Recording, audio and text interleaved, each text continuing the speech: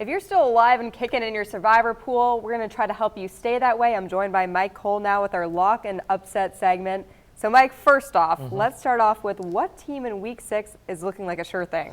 That's a good question. I'm going to go with the Pittsburgh Steelers. I think the Steelers are one of the best teams in football, and they've got a pretty good matchup this week. They're going to Miami to take on the Dolphins. Dolphins looked terrible last week against Tennessee, which I did pick as my upset last week, I'll mind you. You did. The Dolphins are just a mess. Defensively, they're giving up 150 yards per game on the ground. Le'Veon Bell is averaging 5.5 yards per rush since returning.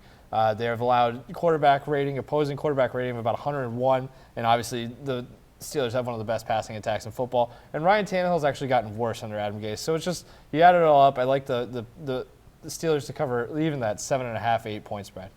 Ben Roethlisberger very quietly leading the league with touchdowns too. So as far as a upset this week, what team?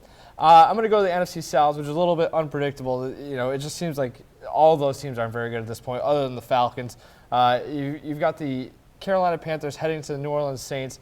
Panthers are 3-point road favorites as it stands right now. Who knows if that'll change depending on what happens with Cam Newton.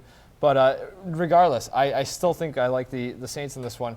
That Panthers defense is just terrible right now. It's as bad as it's been in years, really in their entire franchise history. They're on pace to give up more points than they've ever given up in a single season. I like New Orleans bouncing back after a bye.